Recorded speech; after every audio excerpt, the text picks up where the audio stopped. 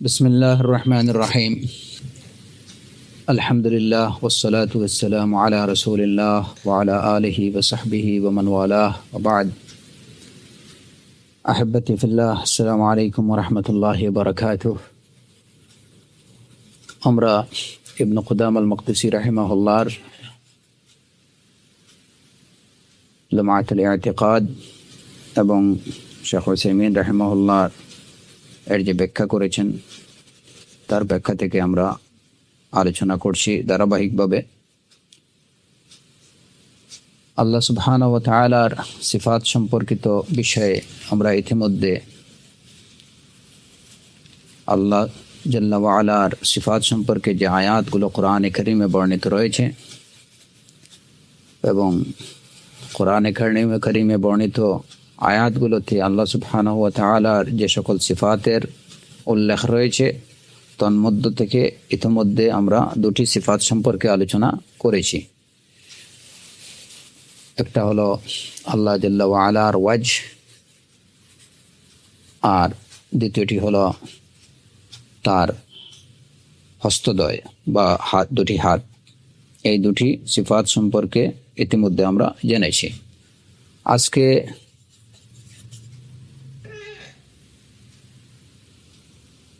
এখানে আরো দুটি সিফাত সম্পর্কে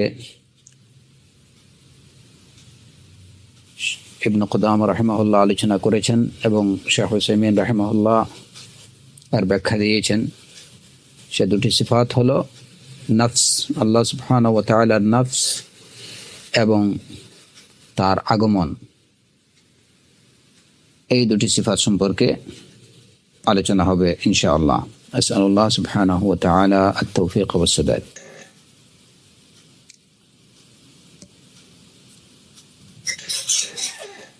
আল্লাহ সুবহানাহু ওয়া তাআলার নফস আছে, এটা আমরা জানি কোরআনে কারীমের ওই আয়াত থেকে, যে আয়াতে ঈসা আলাইহিস সালাতু ওয়াস সালাম সম্পর্কে তার কথা সম্পর্কে জানানো হয়েছে। ঈসা আলাইহিস সালাতু ওয়াস সালাম যে কথা বলেছিলেন ওই কথা জানাতে গিয়ে আমরা জানি যে আল্লাহ জাল্লা ওয়া আলার নফস আছে।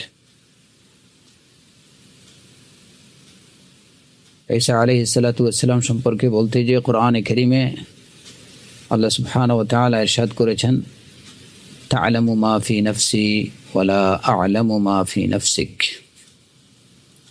তিনি বলেছিলেন, হে আল্লাহ, তা'লামু মা ফি নফসি ওয়া লা আ'লামু মা ফি নফসিক। আমার অন্তঃকরণে কি আছে সেটা তুমি জানো, কিন্তু তোমার অন্তঃকরণে কি আছে সেটা আমি জানি না। এই আয়াত দ্বারা প্রমাণিত হয় যে আল্লাহ জাল্লা ওয়া আলার নফস আছে।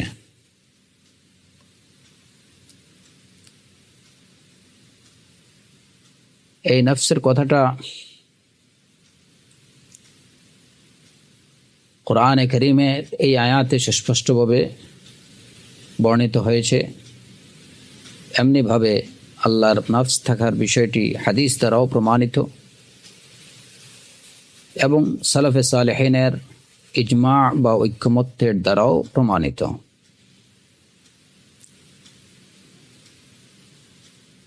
কোরআনে কারীম দ্বারা প্রমাণিত, তার প্রমাণ আমরা পেলাম এই আয়াতে। হাদিস দ্বারা প্রমাণিত, কোরআনে কারীমের অন্য আয়াত, আরো আয়াত দ্বারাও এটা প্রমাণিত রয়েছে। যেমন আল্লাহ সূরাতুল আনআমের 54 নম্বর আয়াতে আল্লাহ সুবহানাহু ওয়া তাআলা ইরশাদ করেছেন, কাতাবা রাব্বুকুম আলা নাফসিহির রাহমাহ, কাতাবা রাব্বুকুম আলা নাফসিহির রাহমাহ। আল্লাহ তার নিজের নফসের উপরে রাহমতটাকে আবশ্যকীয় করে দিয়েছেন।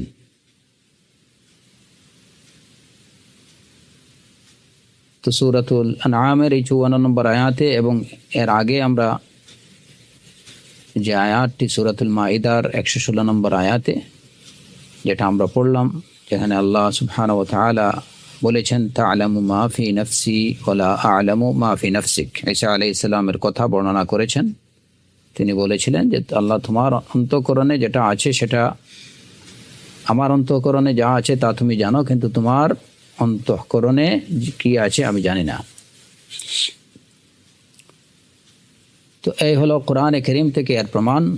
হাদিস থেকে এর প্রমাণ হলো রাসূলুল্লাহ সাল্লাল্লাহু আলাইহি ওয়াসাল্লাম থেকে বর্ণিত হাদিসে রয়েছে, তিনি বলেছেন যেমন যে যে আল্লাহর হামদ এবং তাসবিহ পাঠ সম্পর্কিত একটি হাদিসে রয়েছে, রাসূলুল্লাহ সাল্লাল্লাহু আলাইহি ওয়াসাল্লাম বলেছেন, সুবহানাল্লাহি ওয়া বিহামদিহি আদাদা খালকিহি ওয়া রিদা নাফসিহি ওয়া জিনাতা আরশিহি ওয়া মিদাদা কালিমাতিহি। আল্লাহ পুত্র পবিত্র, সুবহানাল্লাহি ওয়া বিহামদিহি সকল প্রশংসা তার, আদাদা খালকিহি সমগ্র সৃষ্টির সমপরিমাণ, তাসবিহ এবং হামদ আল্লাহর জন্যে, ওয়া রিদা নাফসিহি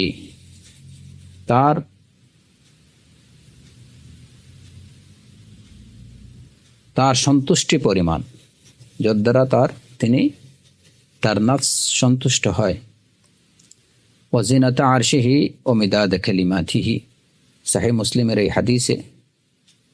তো এখানে আমাদের প্রমাণ হলো যে রাসূলুল্লাহ সাল্লাল্লাহু আলাইহি ওয়াসাল্লাম বলেছেন, ওয়া রিদা নাফসিহি তার নফসের অর্থাৎ আল্লাহর নফসের সন্তুষ্টি পরিমাণ, এই পরিমাণ তাসবিহ এবং তাহমিদ প্রশংসা তার জন্য যার দ্বারা তার নফস, আল্লাহর নফস সন্তুষ্ট হয়।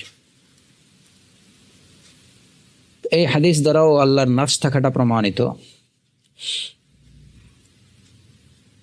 আর সালাফে সালেহিন রিদওয়ানুল্লাহি আলাইহিম আজমাইন এ বিষয়ে তাদের ইজমা রয়েছে যে আল্লাহ জাল্লা ওয়া আলার নফস রয়েছে, যেভাবে থাকা তার জন্য সমীচীন সেভাবেই আছে। অতএব যে গুণটি বা যে সিফাতটি আল্লাহর জন্য প্রমাণিত কোরআনে কারীম দ্বারা, সুন্নাহ দ্বারা এবং সালাফে সালেহিন রিদওয়ানুল্লাহি আলাইহিম আজমাইনের ইজমা দ্বারা, সেই গুণটিকে কোনো ধরনের পরিবর্তন ছাড়া, সেই গুণটিকে কোনো ধরনের বিবর্তন ছাড়া, তার কোনো আকার আকৃতি নির্ধারণ ছাড়া, তার কোনো সদৃশ বা উপমা নির্ধারণ ছাড়া, কিংবা সেই গুণটিকে অনর্থক সাব্যস্তকরণ ছাড়া যেভাবে আছে বর্ণিত হয়েছে ঠিক সেভাবেই সেটাকে মেনে নেয়া, এটি এ বিষয়ে সালাফে সালেহিনের ইজমা রয়েছে। সালাফে সালেহিনরাও এটা তাদের ঐক্যমত্য হলো যে নফসটা এটা হলো আল্লাহ সুবহানাহু ওয়া তাআলার একটা সিফাত। সুতরাং কোরআন, সুন্নাহ এবং ইজমা সালাফ দ্বারা আল্লাহর নফস থাকার বিষয়টি এবং আল্লাহর যে নফস নামক একটা গুণ রয়েছে, এই গুণে তিনি গুণান্বিত, সেটা বিশ্বাস করতে হবে। নফসের কোনো বিকৃত অর্থ করা যাবে না, কিংবা আল্লাহর নফস নেই এটাও বলা যাবে না, এটার কোনো এই নফসের কোনো আকার আকৃতি নির্ধারণ করা যাবে না, কিংবা এর কোনো উপমা সদৃশ নির্ধারণ করা যাবে না। পরবর্তী এরপরের যে সিফাতটা সম্পর্কে আলোচনা করেছেন সেটা হচ্ছে আল্লাহ জাল্লা ওয়া আলার আগমন সম্পর্কে, যে আল্লাহ আগমন করেন, আসেন। তো আসা এটা হলো একটা কি সিফাতে ফেআলিয়া, এটা কার্য সম্পর্কিত একটা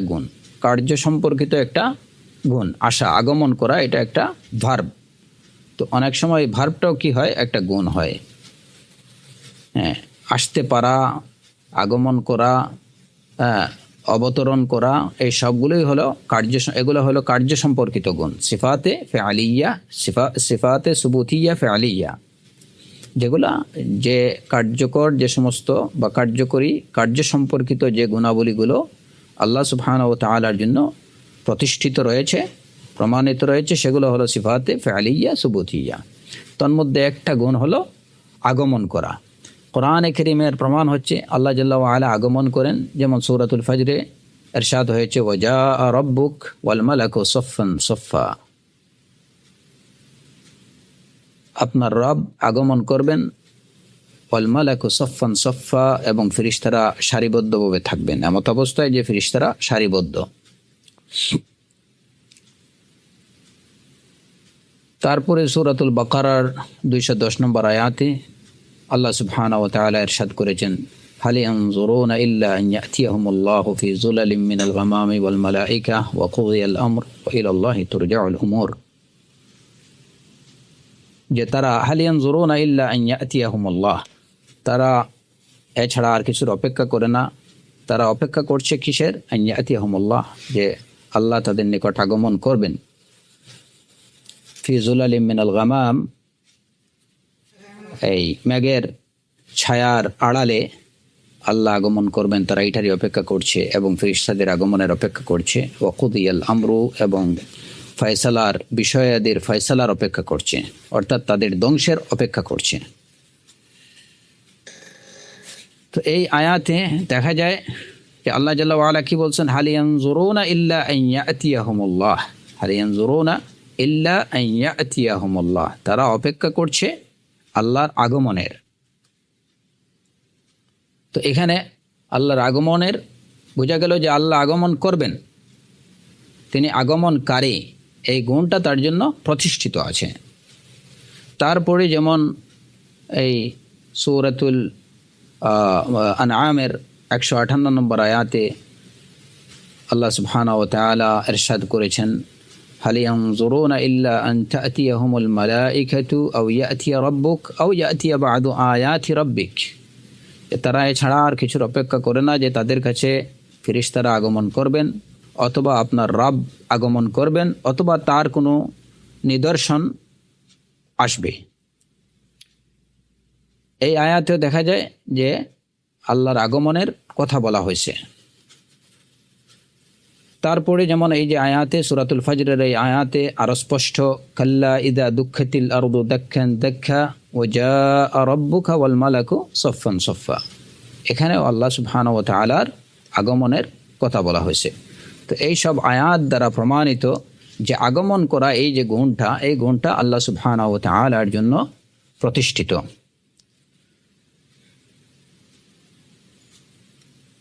হাদিসের মধ্যে, হাদিস দ্বারাও এই গুণটি আল্লাহর জন্য প্রমাণিত সাব্যস্ত হয়। যেমন সহিহ বুখারী এবং সহিহ মুসলিমের হাদিসে, বেশ লম্বা হাদিসের একটা অংশ হলো, রাসূলুল্লাহ সাল্লাল্লাহু আলাইহি ওয়াসাল্লাম বলেছেন, হাত্তা ইযা লাম ইয়াবকা ইল্লা মান ইয়াবুদুল্লাহ আতাহুম রাব্বুল আলামিন।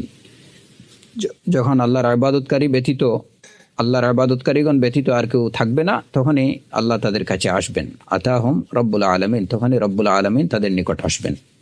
তো এই হাদিস দ্বারাও প্রমাণিত হয় যে আল্লাহর আগমন এটা তার একটা গুণ, এবং এটা আল্লাহ আগমন করবেন, এটা প্রমাণিত এই বিষয়টি।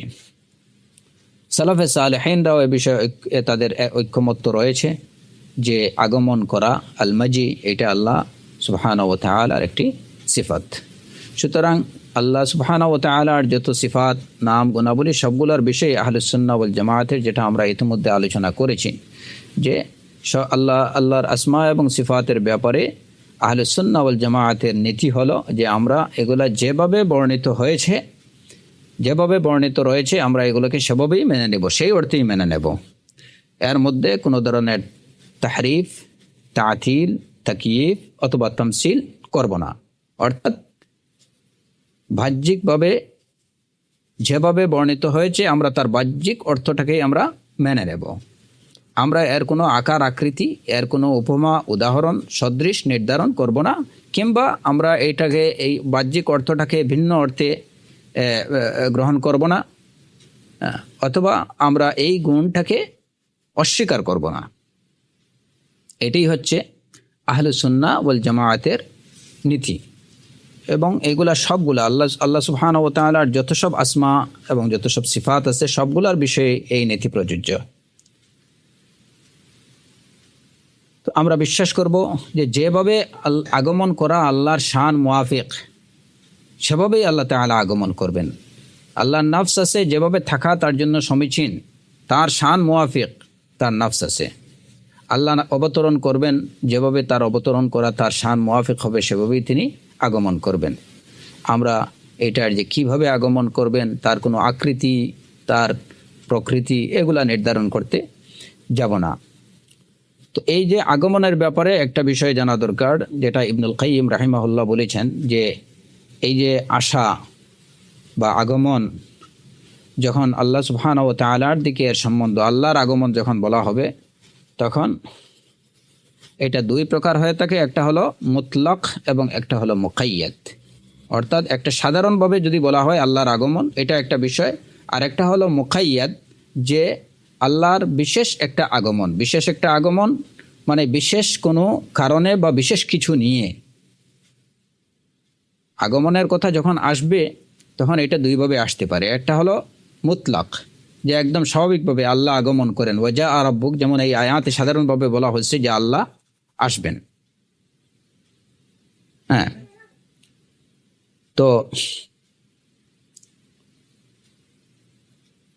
যদি এই আগমনের দ্বারা আল্লাহর রাহমাতের আগমন অথবা তার শাস্তির আগমন এইগুলা কিছু উদ্দেশ্য হয়, তাহলে সেখানে ওইটা স্পেসিফিক্যালি বলে দেয়া হবে।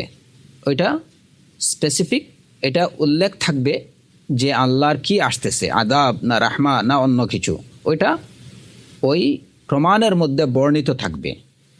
আর যদি প্রমাণের মধ্যে এই ধরনের স্পেসিফিক কিছু বর্ণিত না থাকে, শুধুমাত্র এরূপ কিছু বর্ণিত থাকে যে আল্লাহ আসবেন, তাহলে বুঝতে হবে যে এখানে আল্লাহ আসবেন মানে আল্লাহর জাতের আগমন হবে, এখানে অন্য কিছু বলার অবকাশ নেই। আর যদি কিছু বর্ণিত থাকে, একদম উল্লেখ করে, বিশেষভাবে উল্লেখ করে যদি কিছু বর্ণিত থাকে, তাহলে আমরা সেটাই গ্রহণ করব। যেমন যদি থাকে যে আল্লাহর রহমত আসবে, তখন আমরা এটার অর্থ এটাই গ্রহণ করব যে আল্লাহর রহমা আসবে। আল্লাহর আযাব আসবে, যদি এই ধরনের কিছু বর্ণিত থাকে, তাহলে আমরা বিশ্বাস পোষণ করব যে আল্লাহর আযাব আসবে। হ্যাঁ, আর যদি স্পেসিফিক কোনো কিছু মেনশনড না থাকে, তাহলে সেক্ষেত্রে যদি জেনারেলি বলা থাকে যে আল্লাহ আসবেন, তাহলে যেখানে মুতলাকান আল্লাহর আগমনের কথা বলা হবে, সেখানে বুঝতে হবে যে আল্লাহর জাতের আগমন এটাই। যেমন হাদিসের মধ্যে বর্ণিত আছে, রাসূলুল্লাহ সাল্লাল্লাহু আলাইহি ওয়াসাল্লাম বলেছেন, হাত্তা জা আল্লাহু বির রাহমাতি ওয়াল খাইর। একটি হাদিসে বর্ণিত যে হাত্তা এর একটা অংশ হলো হাদিসের, যে রাসূল সাল্লাল্লাহু আলাইহি ওয়াসাল্লাম বলেছেন যে হাত্তা জা আল্লাহু বির রাহমাতি ওয়াল খাইর, যতক্ষণ না আল্লাহ তার করুণা এবং তার কল্যাণ নিয়ে আসবেন। তাহলে এখানে স্পষ্ট বিষয়টা যে আল্লাহ কি নিয়ে আসবেন, আল্লাহর রহমত এবং করুণা আসার কথা। হাত্তা জা আল্লাহু বির রাহমাতি ওয়াল খাইরি। তারপরে যেমন কোরআনে কারীমে আল্লাহ সুবহানাহু ওয়া তাআলা ইরশাদ করেছেন, ওয়ালাকাদ জিনাহুম বিকিতাবিন, ওয়ালাকাদ জিনাহুম বিকিতাবিন, আমি তাদের প্রতি কিতাব নিয়ে আসলাম। তো সেখানে কিতাব নিয়ে আগমন করা, এটা উল্লেখ আছে। সেখানে আগমনটা কিসের, কি নিয়ে, কিতাব নিয়ে। তো এটা হলো মুতলাকান, আগমনটা হলো মুকাইয়াদান, এখানে মুতলাকান না। ওয়ালাকাদ জিনাহুম বিকিতাবিন, এই যে আগমনটা, এই মাজিটা কি মুকাইয়াদ, জিনাহুম কেন, বিকিতাবিন। এরপরে ওই হাদিসে হাত্তা জা আল্লাহু বির রাহমাতি ওয়াল খাইর, এই আশাটা এটা মুতলাকান না, বরং এটা কি মুকাইয়াদান, বিশেষভাবে কি নিয়ে আসা, রাহমাত নিয়ে, খায়ের কল্যাণ নিয়ে আসা। তো যেখানে বিশেষভাবে কোনো কিছু নিয়ে আসার কথা থাকবে, সেখানে আমরা ওই বিশেষ কিছুর আগমনের বিষয়টাই আমরা বিশ্বাস করব। আর যেখানে ওই ধরনের কিছু থাকবে না, মুতলাকান আল্লাহ সুবহানাহু ওয়া তাআলার আগমনের কথা বলা হবে, আমরা সেখানে আল্লাহর জাতের আগমন এটাই, এই অর্থই আমরা গ্রহণ করব। যেমন এই যে হাল ইয়ানজুরুনা ইল্লা আন ইয়াতিয়াহুমুল্লাহ, এখানে আল্লাহর আগমনের কথা বলা হয়েছে এবং এটা মুতলাকান। সুতরাং এর অর্থ কি হবে, আমরা স্বাভাবিকভাবে বুঝবো যে এটা আল্লাহর জাতের আগমন। ওয়াজা রাব্বুকা ওয়াল মালাকু সাফফান সাফফা, সেখানেও কিন্তু আল্লাহ সুবহানাহু ওয়া তাআলার জাতের আগমন। তো এই হলো এই দুটি সিফাত সম্পর্কে, এবং এইগুলা যে আল্লাহ সুবহানাহু ওয়া তাআলার জন্য প্রমাণিত কোরআনে কারীম দ্বারা, সুন্নাহ দ্বারা এবং ইজমাউস সালাফ দ্বারা, এই দুইটি গুণে প্রমাণিত। সুতরাং এগুলোকে বিশ্বাস করতে হবে এবং যেভাবে আছে বর্ণিত রয়েছে সেভাবে এগুলোকে বিশ্বাস করতে হবে। কোনো তাহরিফ, তাকয়িফ, তামসিল, তাশবিহ, তাউইল, তা'তিল কিছুই করা যাবে না। এখানে আরও সামনে বেশ কিছু আল্লাহ সুবহানাহু ওয়া তাআলার অনেকগুলো সিফাত সম্পর্কে আলোচনা হয়েছে, আসবে ইনশাআল্লাহ। কিন্তু এই সিফাতগুলো সম্পর্কে আমাদের যদি আমরা দুই একটি মূলনীতি আমরা জেনে রাখি তাহলে সবগুলা বুঝেই সহজ হবে, এবং যখনই আল্লাহ সুবহানাহু ওয়া তাআলার কোনো সিফাত আমাদের সামনে আসবে তখন এগুলা সম্পর্কে আমরা আর বিভ্রান্ত হওয়ার অবকাশ থাকবে না। এই মূলনীতিগুলা শেখ উসাইমিন রাহিমাহুল্লাহ বেশ সুন্দরভাবে অনেকগুলো মূলনীতি তিনি উল্লেখ করেছেন। তো আমরা এখানে সবগুলো না, যেমন দুই একটা মূলনীতি সম্পর্কেই আলোচনা করব, তাহলে সিফাত সম্পর্কে কোনো ধরনের বিভ্রান্তিতে পড়ার সম্ভাবনা থাকবে না ইনশাআল্লাহ।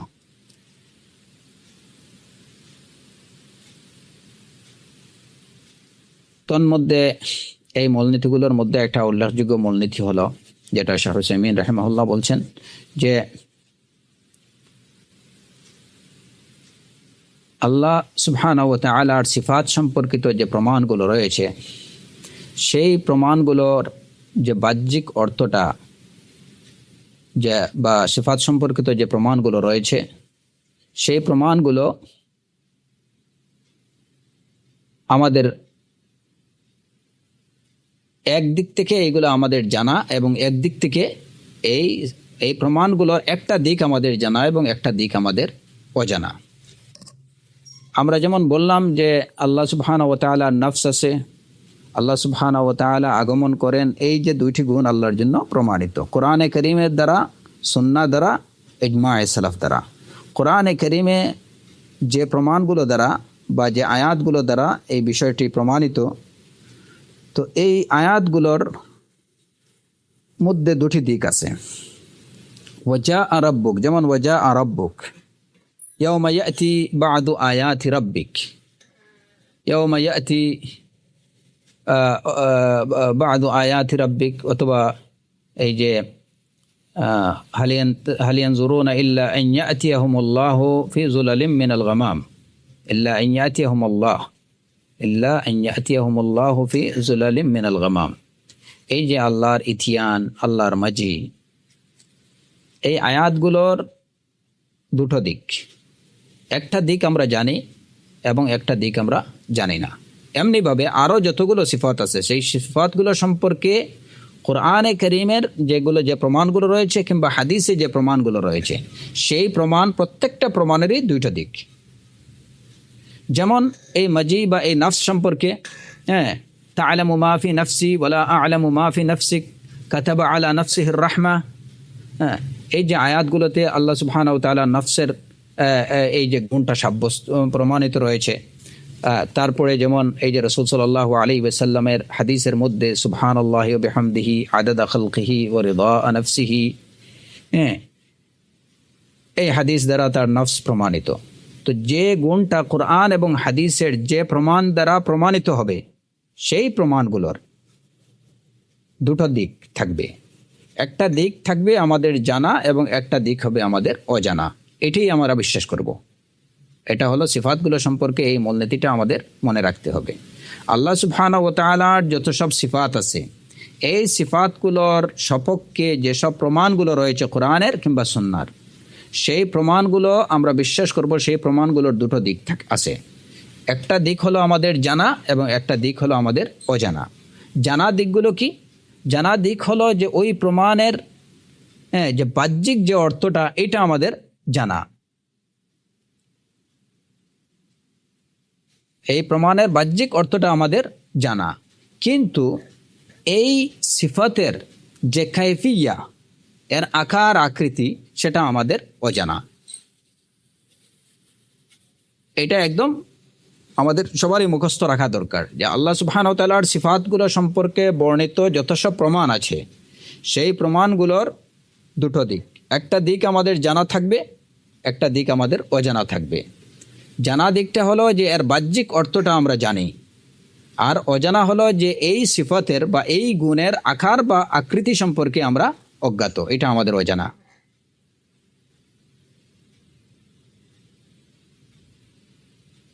সুতরাং একদিক থেকে এই প্রমাণগুলো মালুমাতুন লানা, আর একদিক থেকে এইটা আমাদের মাজহুলা, আমাদের কাছে এটা আমাদের অজানা।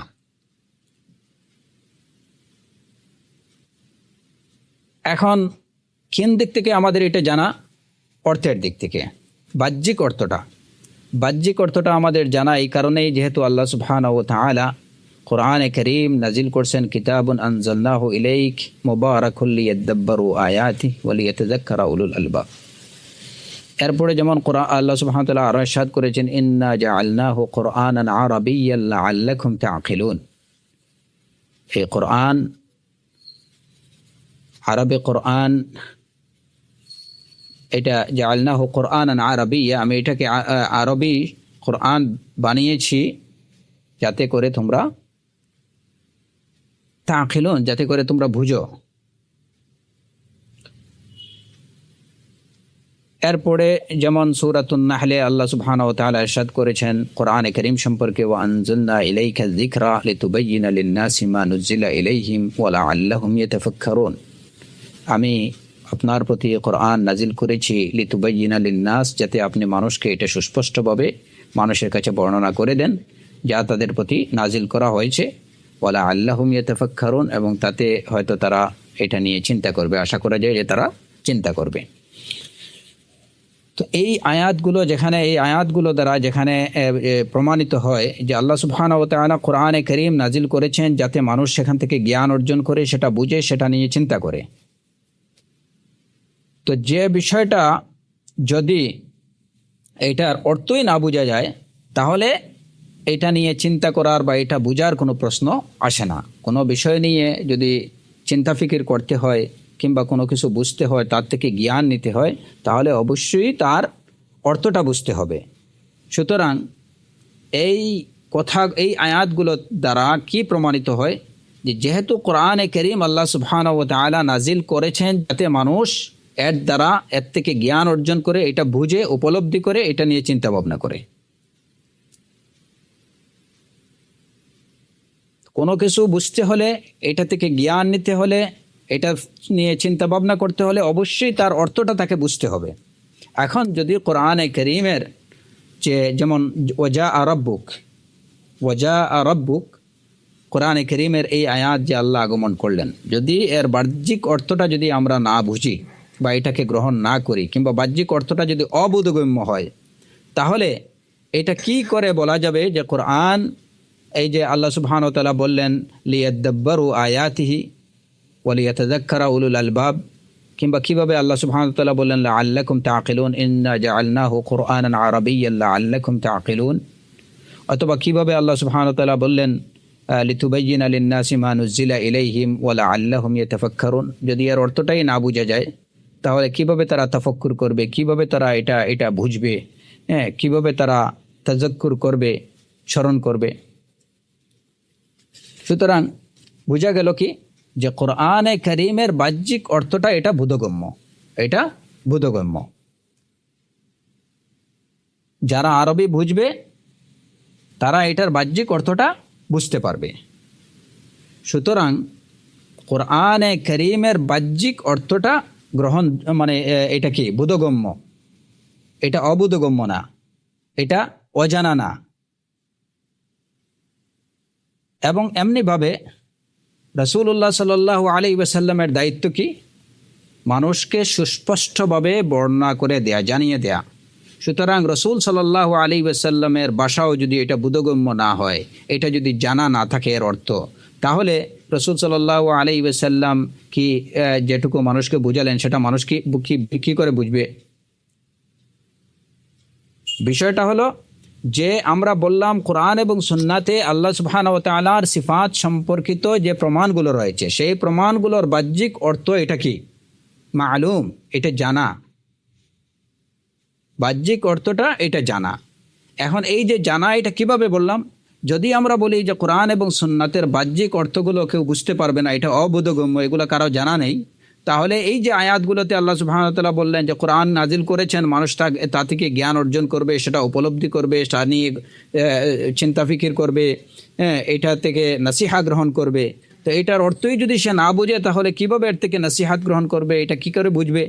আর রাসূলুল্লাহ সাল্লাল্লাহু আলাইহি ওয়াসাল্লামের সুন্নাহর ভাষা বা অর্থটা যদি এটা অবোধগম্য হয়, তাহলে রাসূল সাল্লাল্লাহু আলাইহি ওয়াসাল্লামকে কেন নির্দেশ দেওয়া হলো যে তিনি সুস্পষ্টভাবে মানুষের কাছে এগুলা বর্ণনা করেন? তার বর্ণনার অর্থটাই যদি আমরা না বুঝি, তাহলে তার বর্ণনা করার মানে কি হতে পারে? কোনো অর্থহীন। সুতরাং বোঝা গেল যে কোরআন এবং সুন্নাতের যে বাহ্যিক অর্থ এটা কি, এটা সবার জানা বিষয়, এটাকে কেউ অস্বীকার করতে পারবে না। এবং এইটুকু বলতে পারবে না যে কোরআনে ওয়াজা রাব্বুক এটা এর অর্থ আমরা বুঝতেছি না, আল্লাহ আগমন করবেন এর অর্থ আমরা বুঝতেছি না, যে কিভাবে আগমন করবেন বা এই আগমন করার অর্থটা কি এটা আমরা বুঝতেছি না। এই কথা যদি কেউ বলে তাহলে তার এটা এই দাবি এটা গ্রহণযোগ্য হবে না। কেন? যা রাব্বুক, আমাদের কাজ কি? বাহ্যিক অর্থটাকে গ্রহণ করা। বাহ্যিকভাবে এখানে যা আর অর্থ হলো আগমন করা, আমরা সেই আগমন করার অর্থটাই গ্রহণ করব, যে আল্লাহ আসবেন, আল্লাহর আগমন ঘটবে, আল্লাহ আগমন করবেন। সুতরাং এই ক্ষেত্রে এটা বলা যাবে না যে এই যার অর্থ আগমন করা না আর কিছু আমরা বুঝতেছি না, কিংবা আল্লাহর নফস, হ্যাঁ, তা'লামু মা ফি নাফসি ওয়ালা আ'লামু মা ফি নাফসিক, এই আয়াতে নফস বলতে কি বোঝানো হয়েছে আমরা এর অর্থ জানি না, এই দাবি করা যাবে না। কারণ যদি বলা হয় আমরা অর্থ জানি না, তাহলে কোরআনকে নাজিল করা হয়েছে কেন? যদি তার অর্থ যদি না বোঝা হয়, এইভাবে আরও যেসব আয়াতগুলোতে আল্লাহ সুবহানাহু ওয়া তাআলার বিভিন্ন সিফাত বর্ণিত রয়েছে, সেই সব আয়াতগুলো সম্পর্কে যদি এইভাবে বলা হয় যে আমরা এই সিফাতগুলো সম্পর্কে বা এর অর্থ আমরা কিছু বুঝতেছি না, তাহলে এর অর্থ হলো যে কোরআনে কারীমের যে আয়াতগুলোতে আল্লাহ সুবহানাহু ওয়া তাআলা বললেন যে কোরআন নাজিল করা হয়েছে তাদাব্বুরের জন্য, তাফাক্কুরের জন্য, এটা বোঝার জন্য, এটা থেকে নসিহা গ্রহণ করার জন্য, তো আল্লাহ সুবহানাহু ওয়া তাআলার এই কথাগুলো কি অনর্থক, যে অর্থই বুঝতেছে না সে, এটা থেকে নসিহা কি গ্রহণ করবে? সুতরাং যারা এরূপ দাবি করবে, এটা কি তাদের এই দাবিটা সম্পূর্ণ একটা ভুল এবং অনর্থক দাবি, এবং কোরআনে কারীমের উপরে আল্লাহ সুবহানাহু ওয়া তাআলার উপরে অপবাদ আরোপের শামিল। সুতরাং যুক্তির দিক থেকে এবং দলিল উভয় দিক থেকেই যারা এরূপ দাবি করে যে সিফাত সম্পর্কিত যেসব আয়াত রয়েছে কিংবা যেসব সুন্নাহর মধ্যে সিফাত সম্পর্কিত যেসব সুন্নাহর মধ্যে রাসূল সাল্লাল্লাহু আলাইহি ওয়াসাল্লামের সুন্নাহর মধ্যে আল্লাহ সুবহানাহু ওয়া তাআলার যেসব সিফাত বর্ণিত রয়েছে, আমরা ওই প্রমাণগুলোর অর্থ বুঝি না, এইগুলার অর্থ অবোধগম্য, এরূপ যারা দাবি করে তাদের দাবিটা সম্পূর্ণ অমূলক, অনর্থক এবং ভ্রান্ত দাবি। এই কথাটা এটা বিশেষ করে এই কারণে আমাদের এই বিষয়টা মনে রাখতে হবে যে আমরা ইতিমধ্যে আলোচনা করেছি মুশাব্বিহা সম্পর্কে, কিংবা আহলুত তা'তিল, আহলুত তাকয়িফ, যারা মুমাসসিলা, মুশাব্বিহা, মুআউবিলা, মুআত্তিলা, এই সম্প্রদায় সম্পর্কে।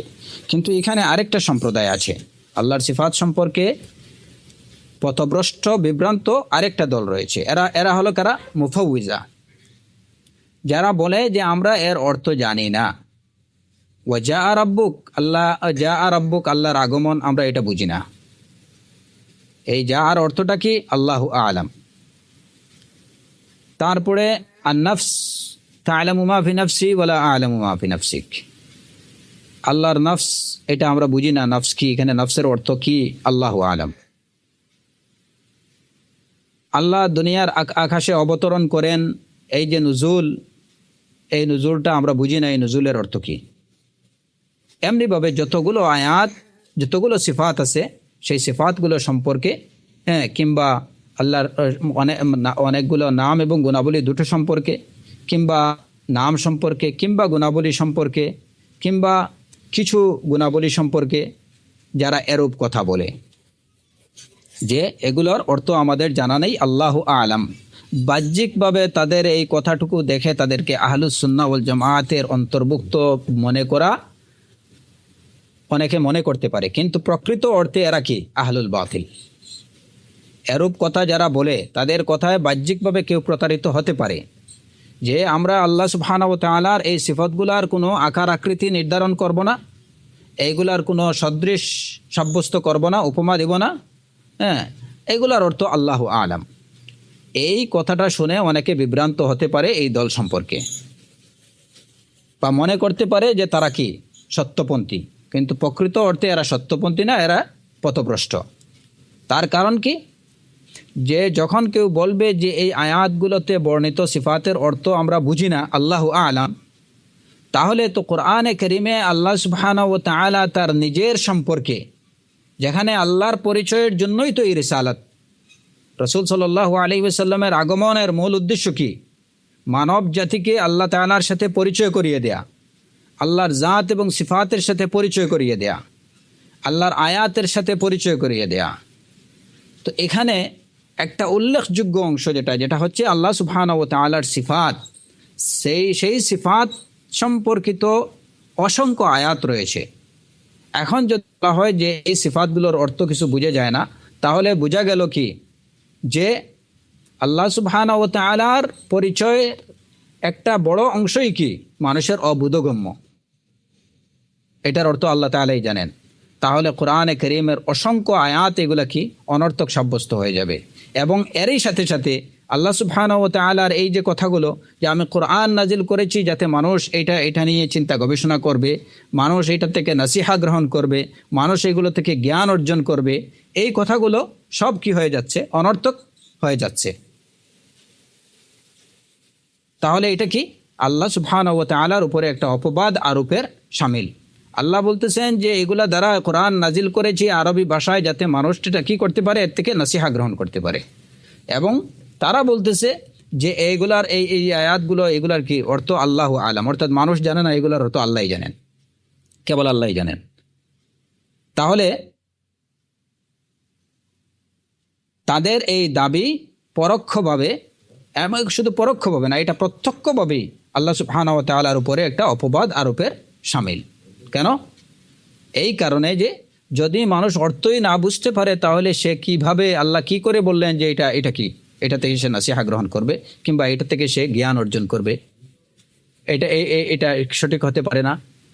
সুতরাং তাদের এই দাবিটি বাতিল এবং এটা আল্লাহ জাল্লা ওয়া আলার উপরে অপবাদ আরোপের শামিল।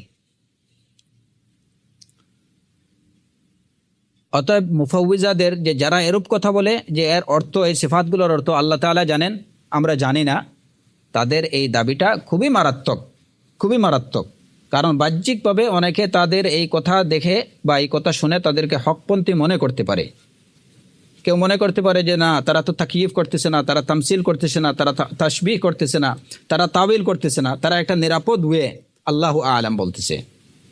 কিন্তু এই আল্লাহু আ'লাম বলা এই ক্ষেত্রে এটা যে কত জঘন্য এবং কত মারাত্মক একটা বিভ্রান্তি, হ্যাঁ, এইটা ওই অন্যান্য যারা তাশবিহ করে কিংবা যারা তামসিল দেয় তাদের গুমরাহি থেকে এই গুমরাহিটা আরো ভয়ানক।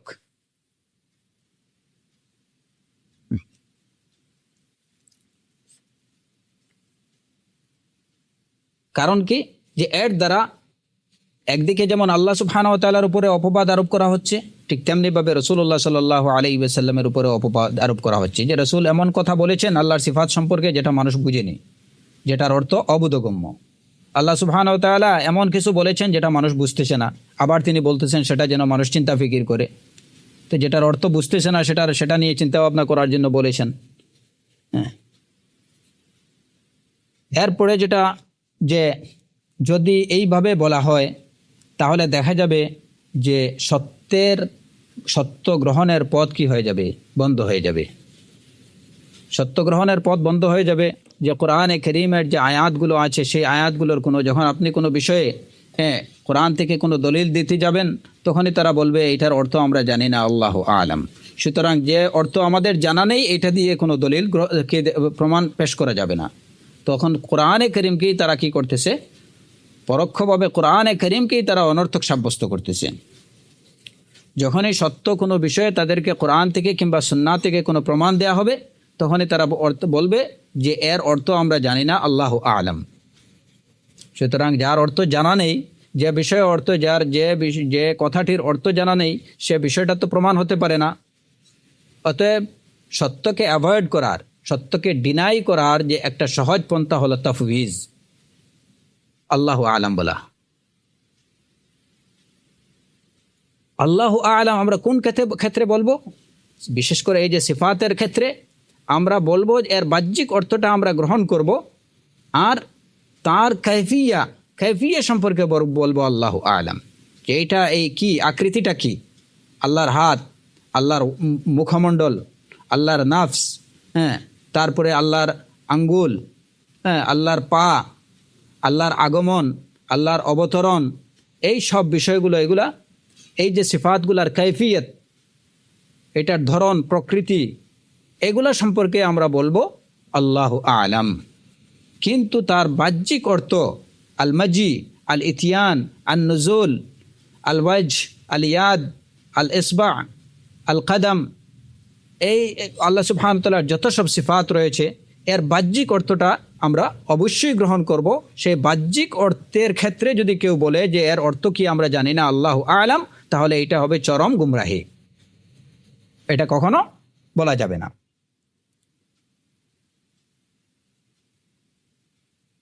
এই হলো যে এই কথাগুলো শেখুল ইসলাম ইবনে তাইমিয়া রাহিমাহুল্লাহ তার এই যে কিতাব আল আকল ওয়ান নকল গ্রন্থে মুফাউইজাদেরকে তিনি এভাবেই রদ করেছেন। এবং এটাই আসলে মুফাউইজাদের ক্ষেত্রে সবচেয়ে সুন্দর কথা, এটাই তাদের প্রত্যাখ্যান করতে, যে এটাই হচ্ছে সবচেয়ে যুক্তি এবং দলিল নির্ভর কথা। এগুলোই আমাদের আহলুস সুন্নাহ ওয়াল জামায়াতের আমাদের নীতি হলো,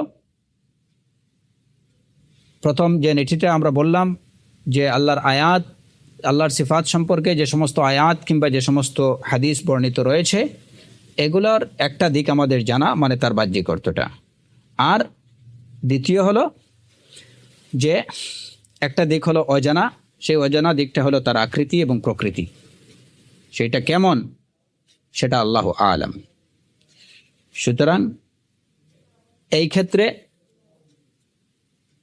অর্থ সম্পর্কে আল্লাহু আলাম, যেটা আহলুত তাফওয়িজরা বলে থাকে, এটা হলো একটা চরম গুমরাহি, একটা মানে পথভ্রষ্টতা।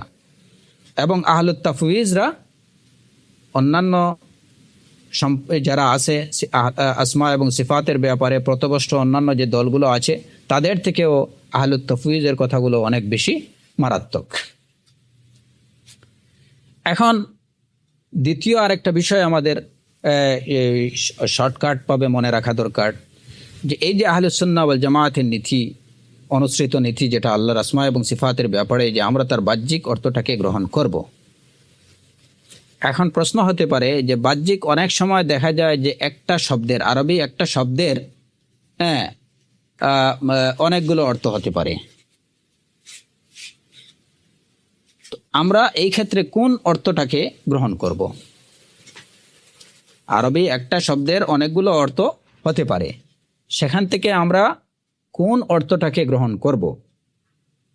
এটা একটা উল্লেখযোগ্য বিষয় এবং এটা আমাদের মনে রাখা দরকার খুব ভালো করে।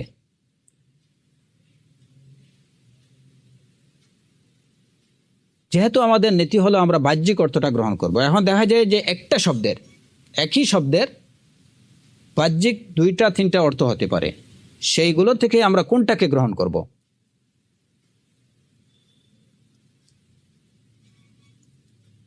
এর উত্তর হলো যে বাহ্যিক যে অর্থের দিকে প্রথমত জেহেন কি করে যায়, যদি একটা অর্থের বাহ্যিক দুটো অর্থ থাকে, তাহলে সেই দুটো অর্থের মধ্যে প্রথমত একদম ফার্স্ট যে অর্থটা মানুষের ব্রেন বুঝে,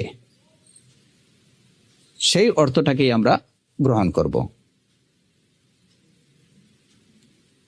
যেমন মনে করেন কাদাম, কাদামনের অর্থ কি? পা। আবার হয়তো কাদমনের অর্থ হতে পারে যে নিচের দিকটা, নিচের দিক।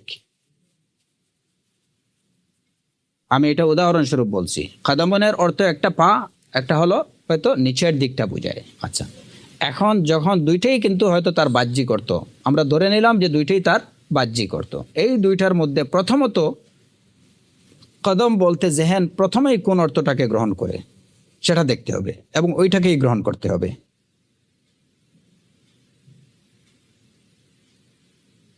যেমন কুফরন, কুফরনের একটা অর্থ হলো অস্বীকার করা, আর একটা অর্থ হলো কুফরনের লুকানো, গোপন করা।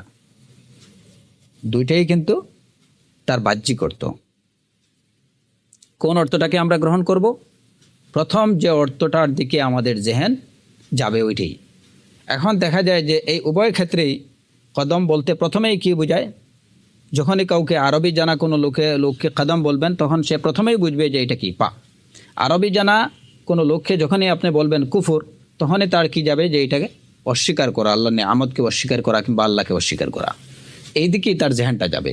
সুতরাং বাহ্যিক অর্থের মধ্যে আমরা ওই অর্থটাকে গ্রহণ করব যে অর্থের দিকে প্রথমেই একজন মানুষের, যে অর্থটা একজন লোক প্রথমেই বুঝবে, ওই অর্থটাকে আমরা গ্রহণ করব।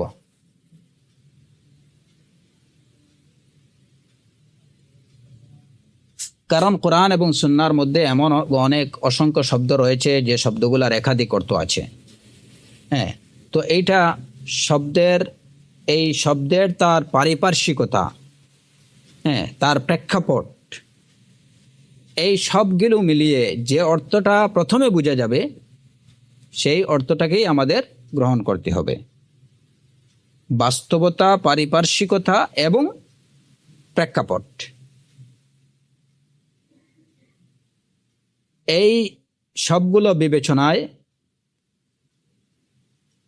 সর্বপ্রথম যে অর্থটা বোঝা যাবে বা প্রথমত যে অর্থের দিকে মনটা যাবে, ব্রেন যাবে, ওই অর্থটাকে গ্রহণ করতে হবে। যেমন শাহ হুসাইমিন রাহিমাহুল্লাহ উদাহরণ দিয়েছেন, যেমন আল কারিয়া একটা শব্দ। কারিয়ার অর্থ হলো কি? ভিলেজ বা গ্রাম, জনপদ। কিন্তু এই কারিয়াটাই আবার অনেক সময় এই কারিয়া দ্বারা, এই ভিলেজ দ্বারা জনপদবাসী বা গ্রামবাসীকেও বোঝায়। তো একই শব্দ অর্থ হতে পারে কি? একই শব্দ দ্বারা দুটি অর্থ বোঝা যেতে পারে। তন্মধ্য থেকে প্রেক্ষাপট, পারিপার্শ্বিকতা, বাস্তবতা, এইগুলো বিবেচনায় প্রথম যে অর্থটা আপনার ব্রেন বা আপনার মস্তিষ্ক প্রথম যে অর্থের দিকে যাবে, ওই অর্থটাকেই গ্রহণ করতে হবে।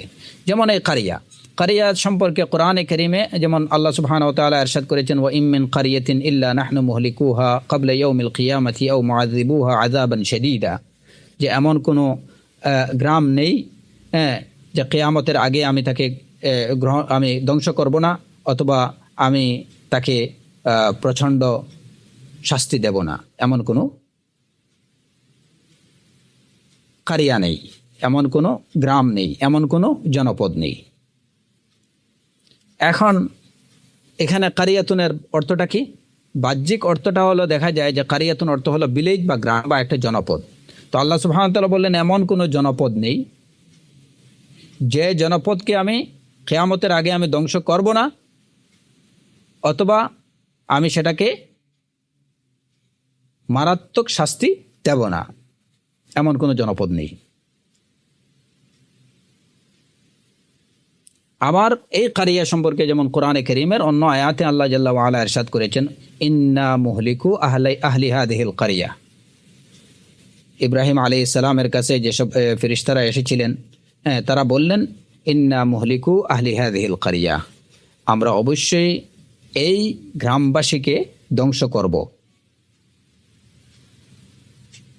আমরা এই গ্রামবাসীকে ধ্বংস করব, আহলি হাযিহিল কারিয়া।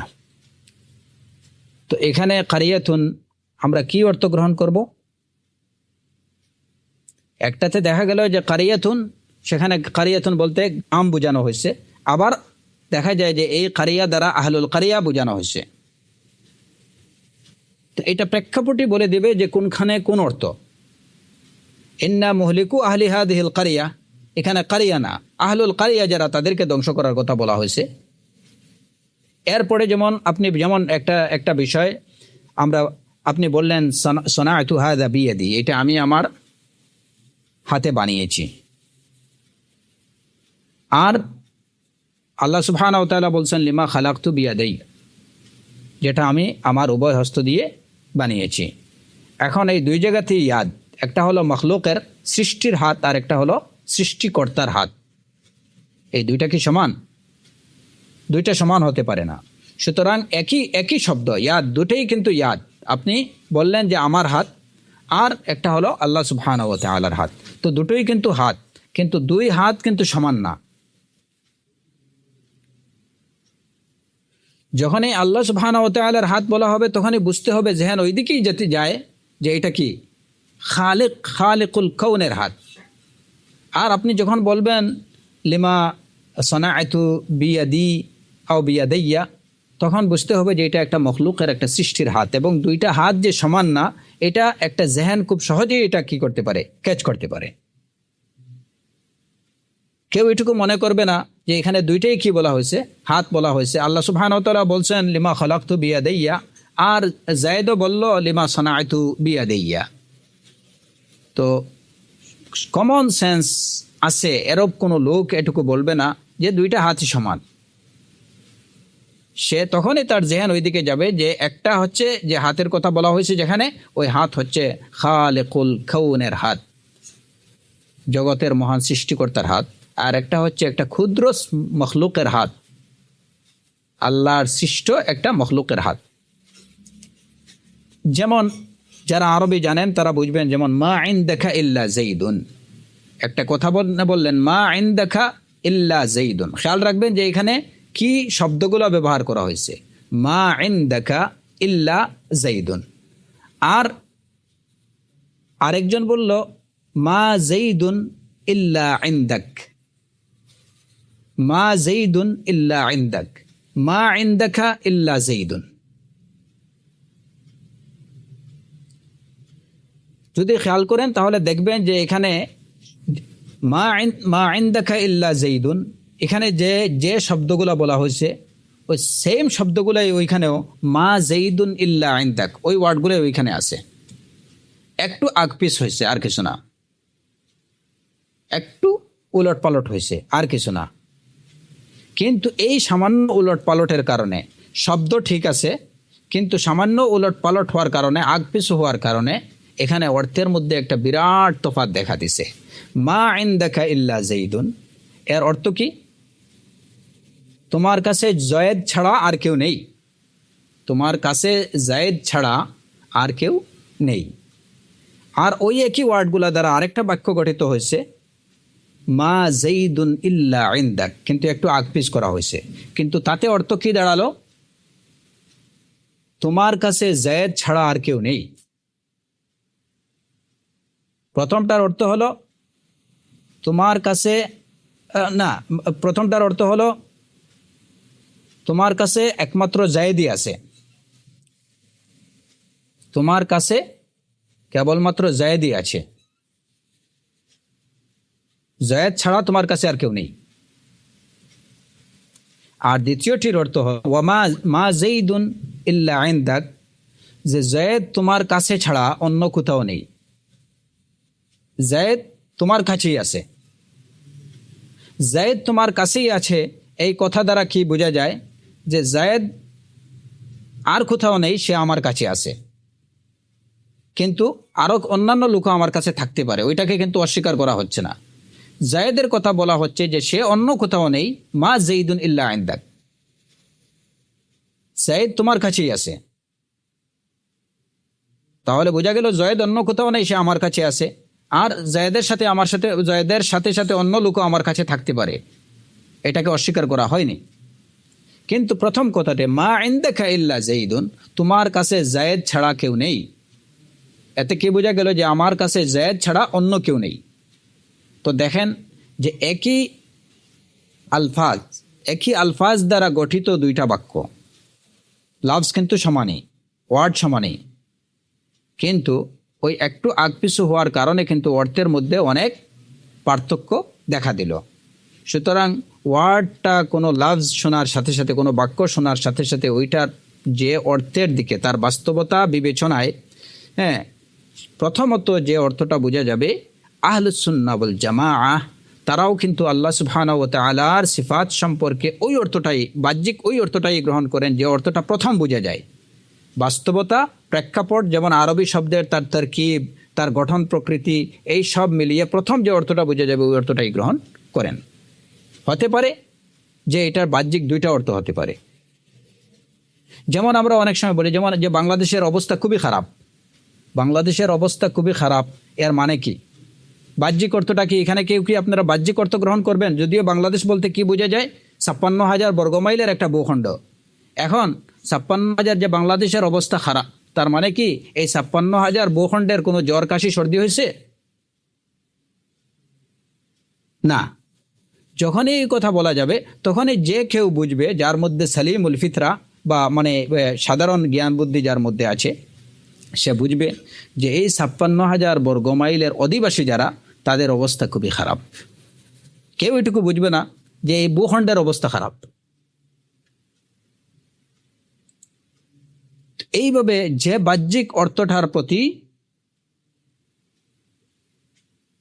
অর্থটা প্রথম বুঝে যাবে, বাস্তবতা, প্রেক্ষাপট,